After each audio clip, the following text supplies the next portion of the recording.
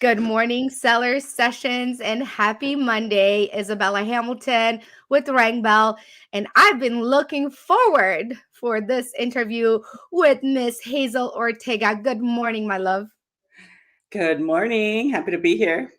Thank you. I met Hazel at a wonderful dinner in Beverly Hills by a common friend, Kate Hancock, and we've stayed in touch since then. And I've been trying to get this beauty on our podcast because she's such a world traveler. It's very hard to get her. But I finally got her, and I'm so excited to share all these amazing things about Hazel. So tell us who you are for those who don't know this amazing human. Thank you. Again, happy to be here. I'm sharing my story with a lot of entrepreneurs lately. I'm an author, I'm a businesswoman, I'm a mom, and a philanthropist. And that's what I've been doing lately. It's been really taking care of others and sharing my story. I love that. I just bought your book this morning because I kept having it in my mind. I was like, oh my God, I need to do something. I need to do something. And then of course this morning I'm like, that's what it was. I couldn't put my finger on it. So I finally got your book. I cannot wait to read it. For those who want to check it out, is from can you please tell me the name so I don't butcher it? From bounce checks to private jets. Is Exactly. Yes. who doesn't want that? So tell us a little bit about that story, because it sounds like you grew up or lived most of your life pretty normal life, let's say, or even less than what some people will call normal. Do you want to give us a little background on that? Yeah. First of all, why the book is so popular, it's because I changed my entire life and I have a life right now that's unrecognizable. I grew up very poor and we had welfare benefits my entire childhood until I was 19 years old when I left home. I never saw my mom go into the bank. I never saw her cash a check, write a check, anything like that, use an ATM machine. If anything, in my experience of growing up and seeing money transactions was my mom going into a check cashing facility and cashing her welfare check that arrived every 2 weeks. And we were that kind of family that waited for the mailman to come on the 1st and the 15th. That was my experience of finances from the beginning. And then I kind of lived my life that way as well, like paycheck to paycheck. And even not even paycheck to paycheck, because by the time it was Wednesday or Thursday, I was writing checks to make ends meet. So it was like just barely paycheck to paycheck. So what ended up happening, somebody like myself that grew up poor and didn't know how to manage money. Another thing that happened is I grew up in a very dangerous neighborhood where there were drive-by shootings almost every day. My 12-year-old best friend was killed when we were just 12 years old. We were waiting at the bus stop and gang members came and asked us where we were from, what gang we were from. And it was a very common occurrence. Everybody usually just ran away. But this time, the next day, we found out that my friend Rabbit was stabbed with an ice pick and he died. Unbelievable. Yeah, it was very dangerous. By the time my other cousin was also killed by the police, he was a gang member, and it was a case of mistaken identity. They thought that he was another gang member that had robbed a liquor store. And when the police asked him to stop and ask him questions, he ran, and he ended up getting shot and killed. My other cousin, when I was 19, he was shot and killed in a drive-by shooting. And then, if that's not even enough, my own mother shot and killed her boyfriend in a domestic violence dispute. So, when you grow up this way with violence and people die around you, you feel like you don't matter and you feel like you can't make a difference. And for many years, I thought, like, this is life and this is as good as it gets for me. And I'm destined for a life of poverty. And I'm sure, just like the rest of my family, I have, there's 7 siblings and 4 sisters and 2 brothers. I'm the second oldest. And that's what happened to me. I had no dreams, no aspirations, right? And I didn't even finish high school with my friends. I started to work right away and give money back to my family, help my mom. And then when my mom actually shot and killed her boyfriend, I was only 21 years old. And my mom became a fugitive. So for 5 years, my mom was on the run with my two little brothers because at the time when she shot her boyfriend, she was pregnant. So she didn't want to turn herself in. She didn't want to lose the baby. She wanted to wait until the baby was born. And all of that dynamic that happened during that time, I'm telling you, Isabella, there's a movie there for that. Oh my God. Okay, first of all, let's pause for a second because I had no idea about any of this. I mean, our first time we met, we didn't get to exchange such deep information. And I mean, for being so successful as you are today, usually there's a lot of backstory to it, but to be honest, I didn't expect all of these coming on today.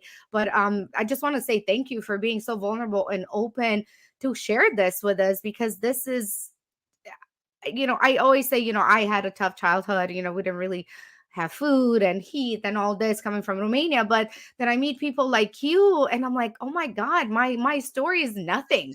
Like, how I grew up is nothing. Like, I am so thankful for having had a place to sleep and not necessarily worry, that deeply like you have. Like, and being second oldest, I mean, correct me if I'm wrong, but was the heaviness of your family like on your shoulder? Like, did you feel like you were the one that has to take them out from that place?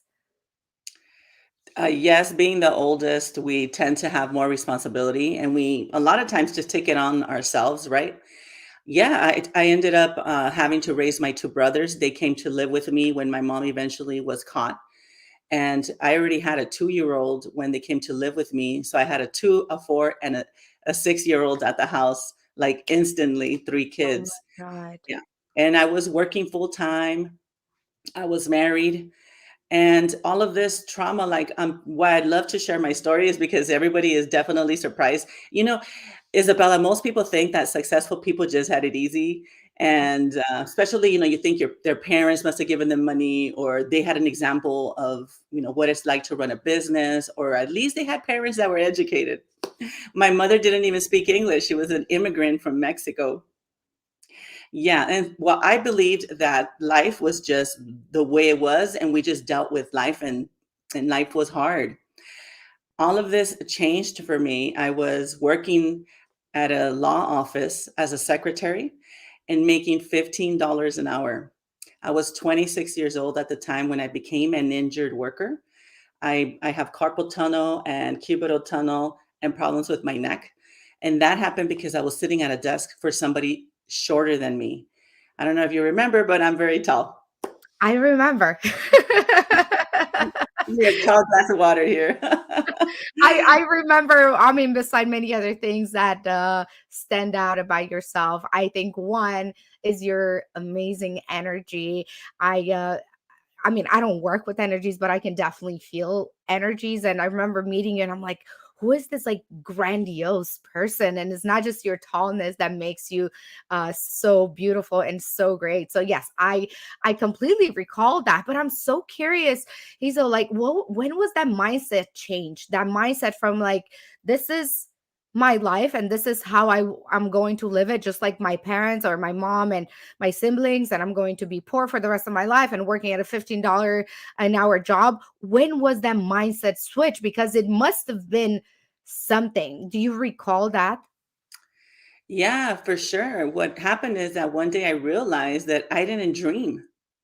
I was very realistic. So all my plans, and like most of us, we make goals, and the goals are very realistic. They're based on what we think that we can do, and it's all up to us, right? We've been raised with the knowledge, or like telling us that if it's going to be, it's up to me, right? So it puts all the burden on us. So our goals are very realistic. And so if I say I want to take my family to Disneyland, I would think, well, I'll take them right here, 15 minutes away from my house, and I'll have to save 2 paychecks, and then I won't pay something, and then I'll afford to go.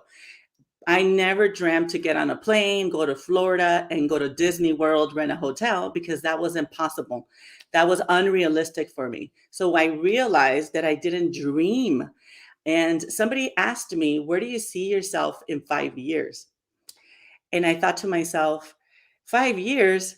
Well, I'll just be 5 years older and have more debt and more big suck in my life, right? Wow. All of this to tell you that after I was injured on the job, I went back to school. I earned my high school diploma at 30 years old. I kept going to school, working 9 to 5, going to school 7 to 10 at night, Saturdays 8 o'clock to 5 o'clock, and Sundays 10 to 2. I hustled because I knew I couldn't keep that job for a long time. The doctor already told me I couldn't do that job. I became a psychologist when I was 36 years old. So having mentors, my boss was a mentor. My doctor was one of my mentors. At the time, I didn't see them as mentors. I saw them as really pushy people telling Like, me who to are all these annoying people telling me what to do, right? exactly. One difference about me, and I'll tell everybody else there, that a secret to success is listen to the people around you. If you admire them and you think that they're smart people and they're telling you something, listen to them and check it out. And maybe there's something there for you, because that's what I did. I checked it out. I returned to school, and then I kept going and I didn't stop. I became a psychologist. But And becoming all a this while psychologist, you were still working, how were you able to like support yourself at this time? Because you had quit your job, right? no, I Or was working. you were still working even though you were like hurting and all of that. Well, I had a modified position, which meant that they changed my duties so that I didn't continue to make my condition worse. But it was very limited time span that I had in order to keep that job in that capacity. And it still hurt. So I really needed to get out of that job. That's why I hurried up and did that. And also the kids, I needed to be home for the kids, and I wanted to just get done with school, and I kept going and I didn't stop. But I'll tell you something, I did start working as a psychologist for children, school aged children from 4 to 21 years old. And being a psychologist didn't change my life, and it didn't get me to where I'm at today. It didn't get me to sit next to you in Beverly Hills. Right. I was earning $70,000 a year, and my life still didn't work. I was fist fighting with my sisters at 36 years old. I had a fight with my sister.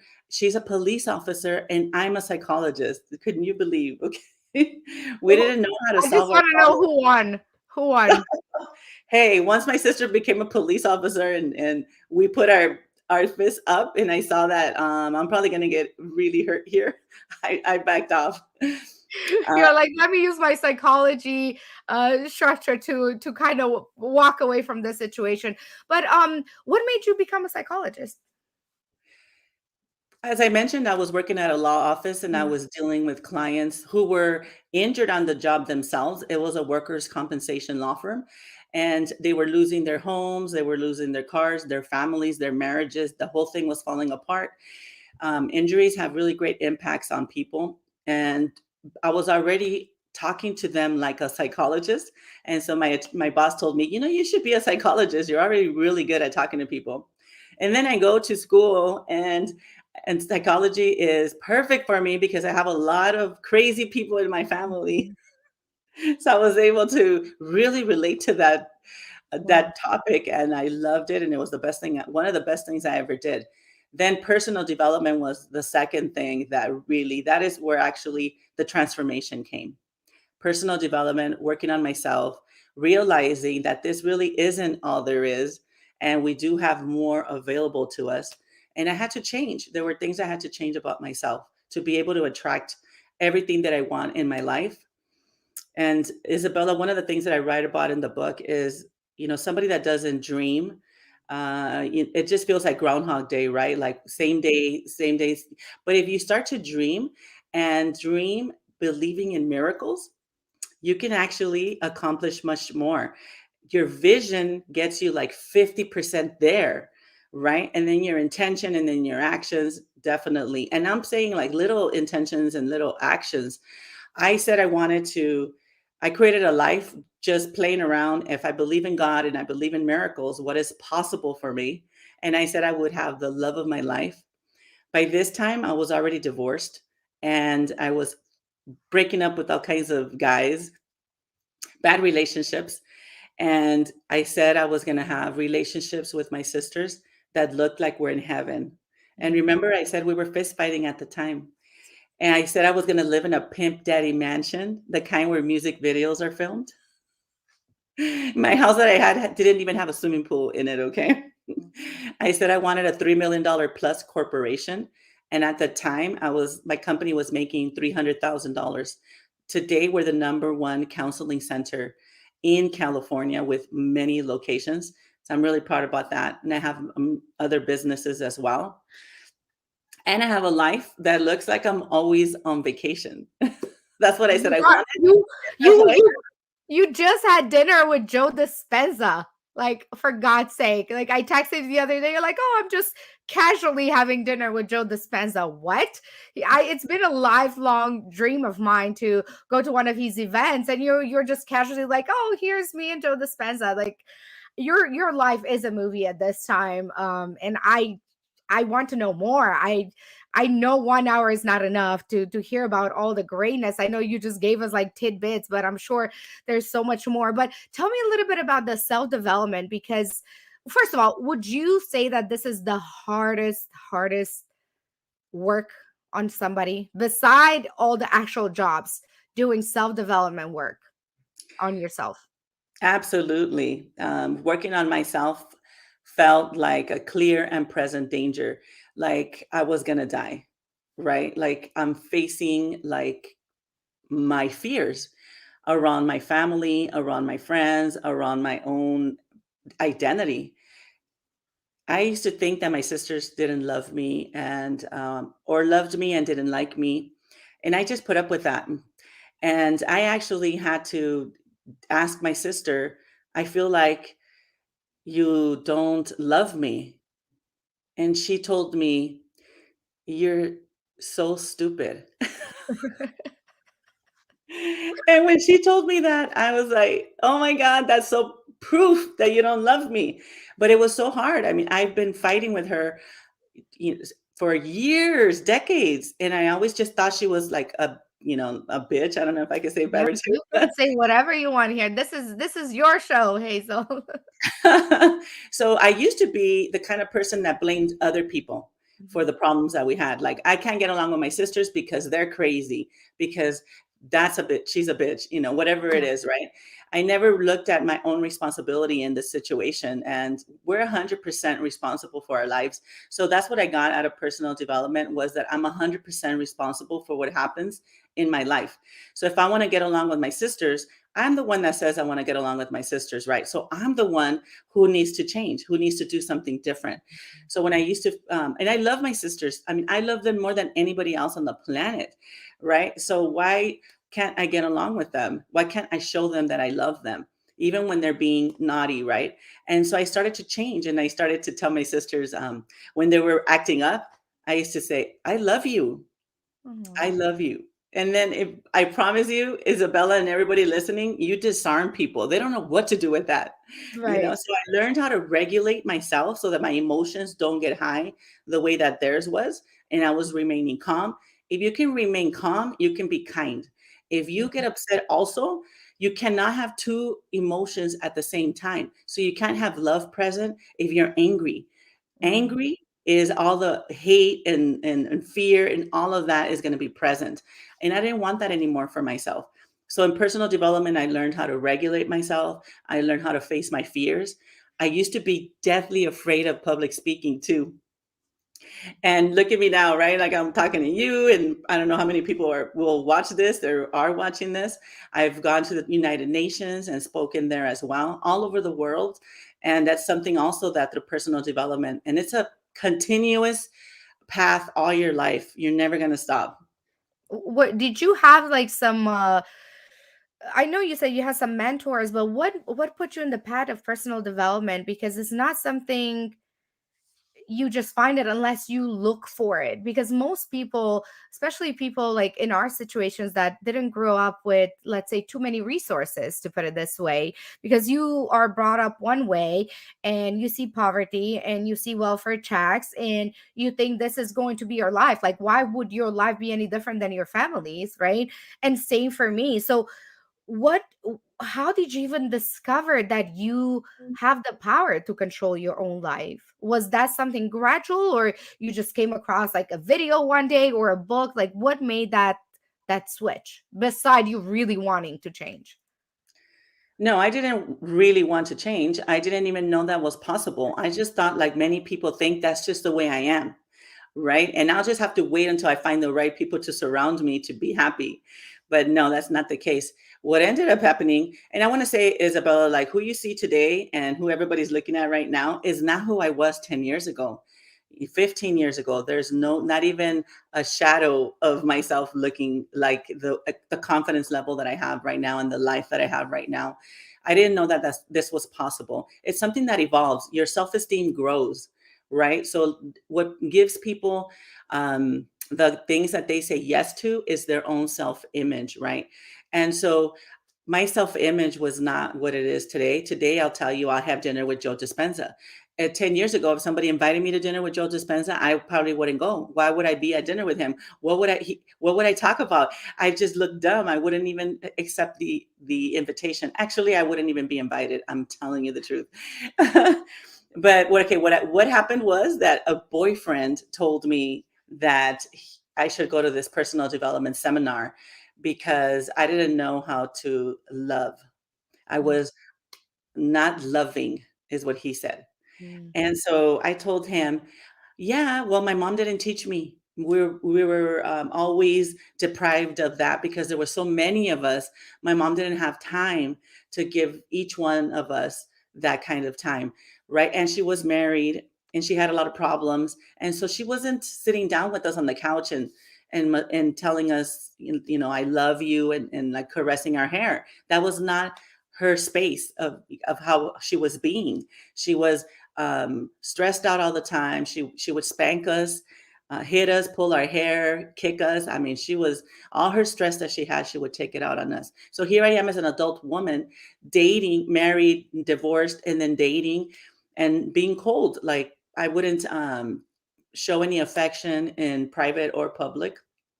And so he told me to go to the personal development seminar, and I go, Isabella, to the one that he told me to go Which to. one was it?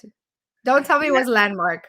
Yes, Landmark Are you Education. serious? I did that one. I did Landmark Forum. Okay, this is great. Continue. So the forum is the beginner. Yes. I actually went to the advanced, and then I completed the curriculum for living. And what I want to say about that is, when I left the forum, I broke up with that guy. Yeah, of course. Absolutely. He probably, do you think he saw it coming or no? No, he thought I was going to come out a Stepford wife, like a perfect girlfriend. Right. I remember they had us do like some phone calls, so I can only imagine your first call being, "Hi, boyfriend. Thank you so much for sending me to the Landmark Forum. We can no longer be together. Now I know myself, and you don't deserve me." Is that how it went down? Not exactly, but you're absolutely right. That's what happened. When I left the forum, I'm like, wait a minute, why am I putting up with these things that I was putting up with? The situation that this particular person had was that they were separated, not divorced. And it was for a couple of years. And it's like, get a divorce. Why are you not divorced? And then what I got out of the forum is integrity, right? Without integrity, nothing works, and accountability. And I said, I felt better about myself, my self image and my self esteem, went up. And so then I broke up with him. And today I'm still very grateful that he invited me to go, Of course. because then it opened up the doors for my daughter to go. My daughter went when she was 8 years old, and the two boys that I raised, right? I had an 8, 10, and 12-year-old attend the Landmark Forum. And now they have a different life and trajectory than I did. So their suffering is a lot less than the suffering that I I had. got chills. Yeah, and then today I go to Joe Dispenza retreats and other personal development seminars that I love. I belong to Entrepreneurs Organization. It's a global organization. We have 15,000 members, and it's really focused on education and learning from other entrepreneurs and what they did to kind of shorten the learning curve, right? And I love that. I love education. I think education is really what changes your life. Wow. I really want to. I've heard about EO so many times, and for some reason I haven't pulled the trigger yet. I mean, all these other masterminds, and I think I need to do it like very soon if you have raving reviews about it. Absolutely. I love it. We have a Women of EO section as well, where just women have a chat and we travel around the world and meet up with each other. And like with Colombia, we went to Greece, and it's amazing when women get together. I even feel like the cells in my body are vibrating when I'm around so many women, and the energy is just amazing. Yeah, especially with the people on the same mindset. I feel like that's what attracts me to all the masterminds and the conferences that I go, because I find myself with people who are on the same mind level, in a sense. Not that others that are below or higher, we don't, our energies are not synced. It's just, it's so much better with people who understand you, especially females that are in business, that we're all, striving for pretty much the same thing. We want financial freedom, location freedom, time freedom. We want all of this. And I was reading your website, which, by the way, it's so beautiful. For those who want to check it out, it's hazelortega.com. And you say something there that's so powerful. Like, so many of us are realistic and reasonable. Can you tell us a little bit about that? I mean, I have an idea of what that means, but give us your definition of that. What do you mean by that? Yeah, so we're very realistic with what we say we want for our companies. If we are unrealistic, which means like change the play on words, right? Unrealistic meaning like there's no reason why not. So we should all have goals of being number one in our industry, that we're saving lives with our products, and we're going to find the love of our life. We're going to live by coastal. We're going to fly in private jets. We're not saying those things. We're being playing small, right?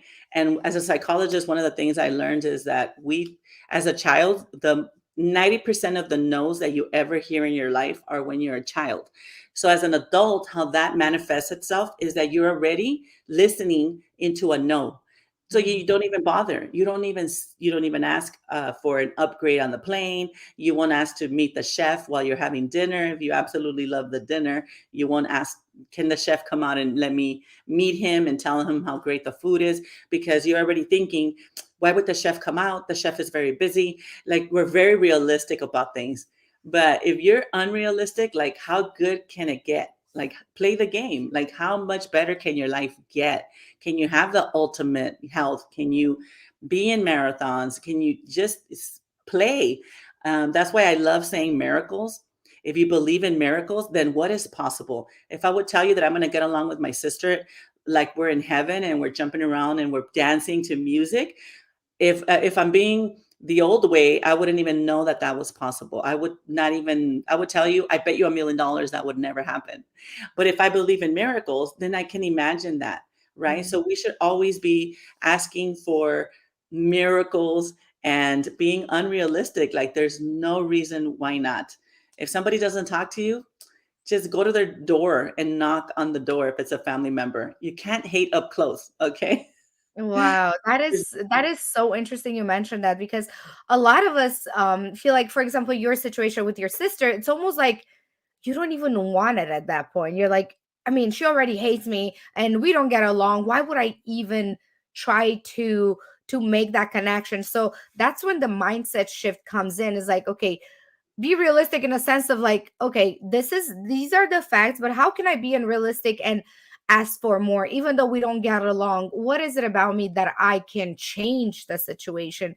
And from what you're saying, I get that once you realize that you have the power to absolutely change any situation, then everything around you will change based on that one decision. You decided to have a great relationship with your sister. Yeah. And it's that power is so strong that it's almost disarming everyone else. Because your sister's like, wait a minute, what do you mean you love me? When no, we're supposed to like fight with each other and hate each other. What do you mean you love me? And then they're like, wow, like, okay, they can feel that. They can feel that switch and that energy, but it all starts with us, right? We all want everybody else to take care of our problems. We want, the teachers, the mentors, our bosses, our siblings, our families to fix the problem for us because we are always in that victim phase. But once we switch and we're no longer the victim, everything else aligns. This is what I'm getting from what you're saying.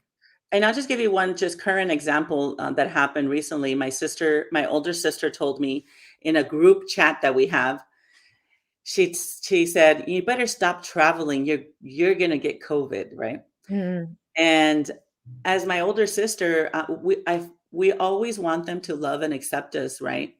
And I felt that she was not accepting me. She was criticizing me and being judgmental, and it didn't feel good, right? And it was public, right? Like all the rest of the family and the cousins in the chat could hear, and so I got triggered, right? But I learned that I can choose my thoughts, right? I'm not a computer. I can assess and choose, right? And so I said, okay, what does my sister really mean here? And I said, she loves me. mm, This person loves me. I'm clear about that. My sister, she loves me. So then I text in the group and I said to my sister, I know you love me and you're worried about me. I no, promise you that I am very careful. I stay away from people. I hand sanitize. I wear the N95 mask, and it's not that crowded right now in the airport. And that was much better than me ignoring the conversation or like snapping back at her. And I'm sure my sister probably was on the other side of the phone, like, I wasn't saying all that, that I love you, but I chose to make it a positive, like, okay, you love me. Okay, let's go. This is what that's about. mm, Because if they don't love you, they wouldn't care and they wouldn't put you down. exactly. Oh my God, this is so true. And she does. It's just sometimes, we're not taught, growing up, oh, how to be polite and not necessarily how to deliver a message in a certain way that the other person will receive it. We just say what we think. So in your sister's case, she's like, if you travel, you're going to get COVID. But that actually really means, I love you. I don't want you to get COVID and be sick. And you were able to now, because of your mindset, take that exactly how she meant it now, not what it seems like in the text message. And Yes. I love that. I love that you were able to recognize that so quickly. Whereas before, maybe without all this training, you'd have been like, she's just jealous of my life, right? Because some people would have taken as that. Yeah, totally. Some people would have done that. And I hear a lot of people also like they don't get along with their parents. The parents are always telling them what to do. They're not happy with them. And I'm like, wow, that's how much your parents love you, that they care about what career you're choosing. They care about what you're doing in your life. So usually when your parents or your family, like they keep coming at you, telling you the same thing about what you're doing wrong, or the person that you're with, they don't like, so you just acknowledge them like, gosh, mom, like, I know you love me and you care for me so much and you just want the best for me. This is what's happening right now.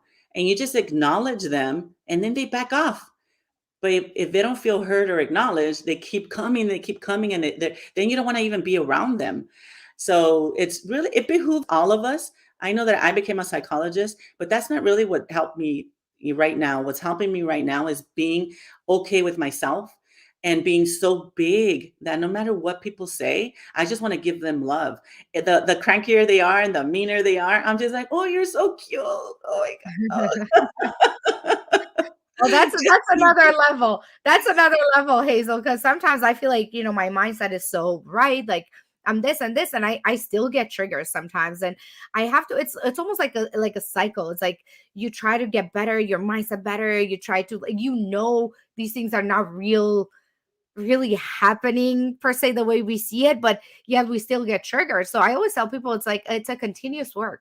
it never really stops. And for you to hear that you got to that level, it's amazing. But I'm sure even people on your mindset level still get triggered sometimes, but it's just less now, right? Yeah, you still get triggered, but what we call it is like we get off it faster. You Mm, get off it, like it doesn't stay with us throughout the day. It doesn't stay. It used to stay with me for days. I can give silent treatment, like you have no idea, to the people I love the most. I can get angry at a client. Right now, I'm just like, you know what? This client is making me money, so I'm the one that's gonna get off it. And so, like for the people that are listening as well, one of the tools that I use with a customer, if they're telling me no, they don't like my product, or they don't like to send all their business to me, they don't want to use just one company. That's an example of something that I don't like to hear, right? And it could be triggering because it could feel like rejection. Well, I have this thing where I ask myself, what do I like about that? mm, What do I like about what I'm listening to? Yes, I don't like it, but there are things about it that I could like. And then I tell the person that, or the company that, okay, what I like about what you're saying is that you value your customers so much that you don't want to send them to just one company. You want to spread them around so they have options. mm, And if you send them just to me, this is how you save time, energy, and money. So you acknowledge that they're correct in the way that what they're saying, and then you give them another perspective. And so that gives them a win and makes them feel heard. And at the end of the day, you get the account and it's all for you. But if we make the person wrong, then you lose the account and you walk away and you're upset there, and they don't get to deal with your company. mm. So that's a tool that I use a lot. Also in my relationship with my boyfriend. I mean, he's more than a boyfriend. You met Albert. We live together now. We've been together for 14 years. I tell him he's my eternal booty call. Wow, that's a great name. Does he wear a tag, Albert, the eternal booty call? No, he likes to call himself Stedman. You know how Oprah has a boyfriend named Stedman? They've been together for over 20 years. So he's my Stedman. And as like any relationship, I mean, we haven't had arguments, I would tell you, probably in about 10 years, right? Because I use a lot of Mm, these tools that I've learned. It behooves everybody here to pick up books and learn about how to be in relationship. How, for us as business women, we tend to be very masculine energy. It takes masculine energy to push the bus forward, right? Like push the whole train forward to grow a company to be number one in California. It takes a lot of masculinity. And then at home, we have to turn that off and be soft and loving. And it takes intelligence. It's mm, not something like, well, that's just the way I am. Well, guess what? You could actually practice to be different. mm, And so I learned tools to be different. And when I'm with Albert and he says something that I'm not happy about, and like, I don't want to go on that trip, or to date your sisters, something about that, I'll say like, you know what I like about that? Okay, I know that it's hard to go around my family, but what I like about it, that you do it anyway, and that's how much you love me. Versus like choosing to be angry, like I know you don't even, want to be around my family, and like ruin the whole day, right? And so there's tools there that you can um, learn to have a really happy, fulfilling relationship in whatever situation is happening outside. A war could be happening outside, and you're still in a good place with your partner, your mm. employees, your business partners as well. But this is something you truly want to, because a lot of people choose to stay in the comfortable. They choose to just say, you know what, this is just me. This is how I am. I don't want to change. This is my personality. And it takes a huge effort. That's why I always say that working on yourself and self-development, it's literally the hardest thing. Like for people like us that already went through that hurdle of financial freedom, and we feel like we manage that, and we're at a place where we know money is abundant, and we can always recreate it and start it. And it's, at least for me, and I'm speaking for myself right now, when I got to that point, I was like, I could do anything, but I don't have to change my personality. Why would I change it? Like, I already have anything I want. So it's almost like reaching to that point where it's like you already have everything you want. So you're not even forced to. But when you're not forced to, but you do it because you know is the right thing to do, that's when it gets hard. That's when it's like, okay, do I want to be my old self, or do I want to be an improved version of myself where I can be amazing in all areas, not just money? And that's where the hard work comes in. Because you could be average, you could be still you and angry at the world and make a lot of money, because there are people like that. But then Yeah. it's like, how do I change and become a better person? And you truly, truly, really want to get to that point. Totally. I say I always I liken it to being ordinary, right? Ordinary is like everybody else the way I used to be, right? Like just living life like that's it. That's as good as it gets. And being a victim of everything. Like I didn't get that account because that account whatever over there, right? I haven't met the right man because all the men are this kind of way. You know what I mean? Like but in reality, you're the common denominator, right? You're the one that can't be in a relationship. We're the ones. So all of that to say that you have to keep on working on yourself, and it's hard, but it does have a sweet spot because it's practice, and practice, then you become that. And then no longer are you conscious that you're doing that. Like that little tool that I told you about, it used to be a conscious effort to find out something good about what I'm listening. Now I have a listening for only good things. So I could walk away from a conversation and my sister will tell me, "Ooh, that person said this to you, and didn't you see how they were being like this?" And I'm like, "No, all I saw is that I saw this other thing." Mhm.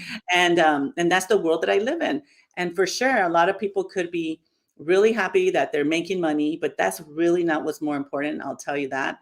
And I've had no money in the bank, and I've had lots of zeros in the bank.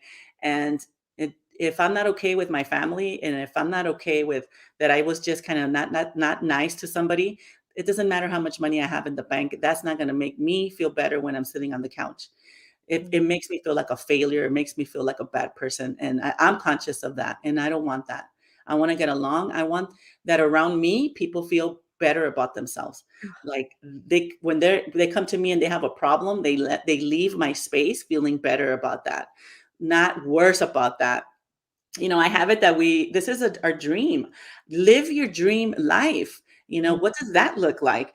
And if I'm living my dream life, and then that means that people that are in front of me also have their dream life. So I'm very conscious of how I am even with my employees. They'll come and they'll say something, especially right now during COVID. They don't want to drive to work. They're having a lot of complaints, and this is their dream life. And so I'm conscious of that, and I'm like, I really understand what's happening over there. What could we do? I Mhm. don't want I can be the bad boss and be like, well, too bad, get another job if you don't like it. But I don't want that. Everybody is experiencing life, their dream life. And so that's how I approach everybody. So I hope when everybody leaves my space that they're just a little bit better. Ugh, that is so beautiful.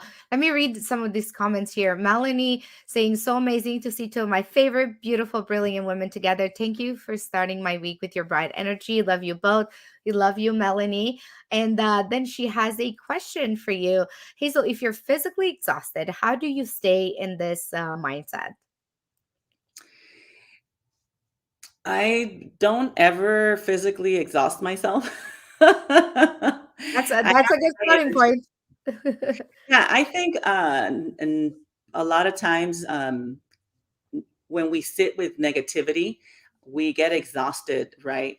And I'm feeling physical exhaustion could be like I just got back from Mexico City on Saturday and then went straight to being in a research lab in San Diego and meeting 23 new people that are up to changing the world.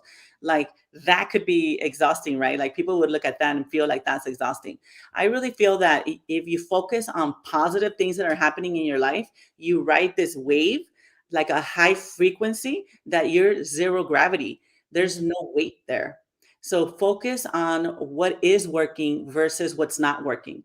And for business owners, I really know that when we have this big goal or like, oh, I want to hit $1 million or 10 million, or I want 10 million users, whatever that is, we can get really down about not meeting milestones. And so one of my things that I do recommend to people is celebrate your small wins. Every day, recognize where you're winning. And then you have this like self image and energy about you that you're a winner. And when you're positive and on a high frequency, you're going to attract like wind beneath your wings, and things get easier, and people want to help you. And people will, even if they don't want to do a certain thing for you, they're going to do it because of your own attitude about it. So being positive, again, it's a practice. And if you're that way, people want to help you and make your life easier. So focus on the positive. People ask me, don't you have failures? I'll tell you this, Isabella. One friend told me one time, Hazel, life isn't that great. Because we were hiking, and I was very positive, and she said, life isn't that great. Your mother is in jail. And I told her, hey, my mother is alive. Mm. Right? So I'm focusing, that's what I'm looking at. Other people could be like, I don't know why Hazel's so positive. Look at the world around you. It's like it's a big Mm. suck, right? But I'm focusing and looking at how people are helping each other, how people are, like during COVID, how people are getting upset about like get a vaccine or not get a vaccine. For me, it's like, wow, what's important to these people? Like they're fighting for freedom. And then the other people is like, they love people so much, they want everybody to be safe. Like that's what I'm looking at, right? That's my world. And I'd rather live in this one than live in being unhappy. And really, unhappiness is not going to help us. Yes, we can grow our business and hit the seven figures and eight figures, but how are we going along the way, right? Are we happy along the way, or are we going along the way like riding a bicycle with a flat tire? We're going to get there, but it's going to be not a great ride, right? Mm. So focus. What a great analogy. I love that. I love that so much. Yeah, and if you indulge me, Isabella, one of the three things that I always want to say is, number one, create a vision for your life based on miracles. Like, what would it look like in the area of your career, of your finances, of your personal love relationship, your family dynamics, and your finances? Like, if you believe in miracles, create a vision for what each area would look like for you in 5 years, even 10 years. I have a free vision guide that I share with everyone. You guys can go to another website, themasteryofmiracles.com. I have a free 4-minute visioning guide with worksheets. You download it, you listen to my voice for 4 minutes, Mm. and then you fill in the questions. And you very often, when you create a vision, you're 50% there, and then it gets easy, right? Your vision becomes your compass. A lot of times, Isabella, we're working and we forget, like, what is this all about? Like, you don't even, like, what's the purpose of all of this, right? But you get your vision that you wrote out or you drew it out, and you're like, okay, this is my compass. I said that I wanted this. I want to end mass incarceration. I want Mm. to end violence against women. I want women to thrive. That's why I do this, right? Like, why would I get up today this early and brush my hair and put makeup on? But if it wasn't that I want to end poverty, that I Wait, want, you didn't wake up like this, Hazel? Wait, well, wait, I'm confused. I'm confused. No, continue. Sorry. Yes. no, I'm really casual around my house, and so to now, because of COVID, like actually wearing makeup, it's like a like doing something big, It's a right? chore. It's actually a chore. It's like, oh, I have to. Oh my God. Hey, so I read on your website that you want to help and inspire over 1 billion women. And me and you, we never talked about this, but we have the same exact goal. And we've never shared that. Yeah, I in within 5 years, I want to reach. Well, there's two goals. One is a financial one. I want to be a billionaire by in 5 years, and at the same time, help 1 billion people and inspire them and help them find this exactly what you are looking for. Because it's even though it's so hard, I mean, you get to choose your hard. You get to live your what I call like your average life, and it's going to be hard because you have to wake up and go to work. You have to come home and deal with family or stress and all this, or you choose the other hard, which is like find something for yourself that you love, inspire others, love others. And that's going to be hard too, because it requires a mindset shift, or sometimes working even longer than you were used to. So it's like it's going to be hard regardless, but it's if you get to choose your hard, you're going to find out that one in the end is going to work out. So I was very pleasantly just surprised. I mean, of course I knew this about you because you're just an angel on this planet. But to see that we have that in common, it made me love you even more, which I thought it was impossible because you're already so loved. But now it's like it brought it up a little more. So I can understand that, because we get to a point where it's like, okay, now we're not in poverty anymore. Thank you, God. Thank you, universe. Thank you, thank you, thank you. And then it's like, now what? Yeah, I you live in a super nice house. I'm sure you drive super nice cars and you get to do your vacation. It's like, okay, that's cool, but now what? It's like there's not that fulfillment that we're actually searching for, because people are searching for that fulfillment, that happiness. That's why you see all these people like become millionaires and billionaires in some case, and they're like, whatever I was searching for is not here. I have all the cars, I have all the houses, I have, why am I not happy? Because it's like there's another level of fulfillment that comes from helping others, because that is who we are. We are humans, and we're here to help others, right? Exactly. I do believe that our number one reason we're here is to help another. And I want to remind you right now, you said that you have your goals, right? You have your vision of a certain amount of money and helping a certain amount of people. So because you have your vision, you attracted me, right? Yes. Easily. You attracted the right partner for that. So just being present to that right now, it's amazing. Everybody, all the listeners here, like she attracted me to that. So being on your podcast is helping you with your big vision that you have. And that's how it works. I said I wanted to have a $3 million business, right? And my friends that saw my vision were like, "That's ridiculous! Like the word million wasn't even in our vocabulary." And then I attracted somebody who came up to me and said, "Hazel, you're very well known in the industry. You've been here for, um, you know, 15 years, and I know how to run Fortune 500 companies. Why don't we partner and blow this thing up?" In 8 months later, I was a millionaire. Okay, so it can happen just like that, but you have to know where you want to go. So I and a miracle goal, okay, remember, because if I said something small, maybe I would not have attracted that person, right? It would just meant that I had to do a lot more work. And right now you have to do miracle goals. You have to trick your brain.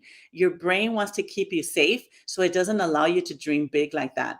So, and if you do dream big and you can get around that, then the goal shrinks, because when it starts to show up as heavy work, right? It starts to show up like work. And when it's a miracle, you can hold that vision and it doesn't shrink. It's there, and you depend on so much more. In business, we think we're the ones, if it's, like I said, if it's going to be, it's up to me, but there's so much more out there. There's the quantum, there's God, there's miracles, there's angels, there's so much energy that you can, whether, perspective, what do they say? Perception becomes reality. So if you believe in that, that is what's going to be there for you, and it's going to come even easier. So Yeah. definitely, Isabella, again, that's amazing that you created that vision and that you attracted the perfect person for that, a perfect partner. So Well, I'm going to see you again soon, fast. oh, 100%. I mean, there's absolutely no accidents. Everything happens for a reason. And I love that you brought this like towards the end of our podcast, because it ties it all up to most people. And I get this reaction a lot, So I'll tell somebody, I want to be a billionaire, and I could see their face like, I get and it's great seeing that. One, I do it because the more I say it, the more it becomes reality. So instead of just me keeping it in my head, like, oh, I'm going to be a billionaire, I started voicing that. So now when people meet me, they're like, oh, yeah, Isabella, the one that wants to become a billionaire. So all of a sudden, it's like, it's not just my mind and my energy. It's like all these people that I told, they all hold me in that vision, right? So now it's like, it's even more powerful. But second thing, I do it and I see people's reaction, and I could tell by the look on their face, like, one, she's crazy, she's delusional, or like, oh, I didn't know you can dream that big. So I see different reactions, but one thing they all have in common is like, I give them this possibility of like, oh my God, I never thought that could be possible. So for me, even planting that seed into somebody, that I'm already winning. Mhm. I'm already creating that change within somebody. So for me saying I'm going to become a billionaire, and I am a billionaire already in my mind. I'm just waiting for this time to allow it to come to me.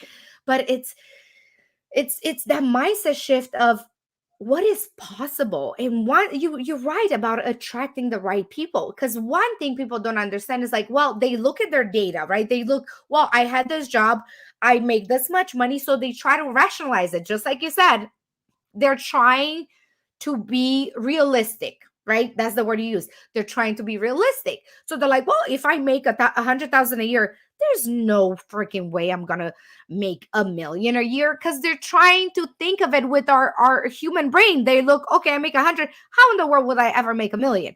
But it's when those miracles, as you call it, come in. It's like, what if I plan my goal to, instead of making 100, to 1 million, and then see what happens? Because right now you're thinking of 100 at 100,000 level, so you will attract people that will make that 100,000 possible. You'll attract your job that offers you that. You'll attract that car that you want for that specific level that you think. But once you put that goal of 1 million, even though it sounds ridiculous and unrealistic, you're like, you know what, let me just see what happens. And then next thing you know, the universe or God or whatever you believe in will put people in your way that will somehow relate to that and put you closer to that goal. So me wanting to become a billionaire, it's only natural that I would meet people who are on the same trajectory as me. Yes, Isabella. And to tell you, I have a billionaire women's club, and I'd love to invite you. I mean, if this is not proof, I don't know what is. So for you guys that are listening, I swear to God, this was not, we did not talk about this before. We did not plan this, but just to show you the power of manifesting your dreams and Yeah, creating dreaming, miracles. It's dreaming big. absolutely, it's beautiful when you know, one, that you have that power, and it makes you a good person too. So for the longest time I was like, oh my God, if I tell people that I want to become a billionaire, they're going to think I'm selfish, they're going to think I'm, I want all this money. But I want people to understand that you can have a great relationship with money. You can love money and still be a good person. It's not one or the other. It's not one or the other. Would you agree, Hazel? Just because you want Absolutely. money and you want the private jets does not make you a bad person. Not at all, not at all. It's fun to have these things and you can share it. It's fun to share it. I have this big pimp daddy mansion, and what I do is I allow people to have parties here at my house. That feels really good. My friends film commercials here. It's fantastic. They have trainings at my house. I love to let people host here at my house. People stay at my house when they're in town. I love that. Yeah, we want money because we can help others with money. I write checks to donation, and I make donations. I do a lot of really good things with money. People that don't have money can't do that. No matter how nice they are, they can't help other people if they can't even help themselves. So if everybody should be thinking about making as much money as they can, and then helping people. What is that money for? What do you want it for? It's really going to be in the bank, right? So what do you want it for? You want it to, end issues that matter to you. What matters to you? Like, know what matters to you. End violence and poverty. There's people that are still don't have toilets in the world. The girls that can't go to school. Like, find something that matters to you, and then that will be a really high intention and help you to get up in the morning and give it your best and stay positive and make a difference. And that will be your compass. That literally will be your compass. If you are able to make goals bigger than you ever dreamed of, it will lead you to having that perfect career too. It's like, stop dreaming small, because in the end, if we were able to look at our past life, we were exactly where we thought we were going to be. And this is what's crazy about this. If you're like, oh, by this age, I thought I was going to be this, and I thought I was going to be this, and oh, I wanted to have a job, I wanted to work at this law firm or whatever, and maybe 100,000, 200,000, 300,000, and they're like, this is exactly where I wanted. But then they're like, they look at their life as like, all I do is work. So Mhm. another thing, me wanting to become a billionaire, people are like, you know what? Some of the ones that had the nerve to even ask for such a big number or even contemplate, they're like, I thought about becoming one, but then I didn't want the problems and the stress that came with it. And I said, how about I try to change your mindset about that? Why not? Why not have the billionaire life and the easy life? They're like, what? That's not possible. What? I think it is. And I want to prove it to people that you can have the billionaire life without, because you're the one creating your life, right? So if you're the one creating your life, why in the world would I ever create a life where I have to work 24 hours a day to become a billionaire? I do not want that, Hazel. Zero. I want to have the billionaire life and still be able to talk to you, still able to do podcasts, still able to enjoy my life and do exactly what I love. So I challenge those listening to make this crazy big goals, but also remember what you ask with it too, because exactly what you ask, it's what you will get. It's insane, right? Yeah, But you will ex- get it. You will absolutely get it. yeah, or even better. Yes. I oh my God, this such a great way to start a Monday, right, Hazel? Yes, thank you so much for doing this, Isabella. It's I fantastic. love it. Yeah. So for those listening, please go to hazelortega.com and please tell us the other website again. Oh, themasteryofmiracles.com. The Mastery of Miracles. Oh my God. This day, you see, I love starting my Mondays like this because it not only we're giving to people, but we get so much out of it. Like I get so pumped up. I'm like, oh my God, like this right now fills me with energy for the whole week. So thank you. I treasure your time and I appreciate you waking up for this to share your wisdom with us. And I know there's so many things we haven't even touched, but I would love to have you again maybe in a few months and whatever you want. Really, this is your home, and me and you will catch up soon. So thank you, Hazel. Say hi to Albert, and we will speak soon, my love. All right, thank you. Love you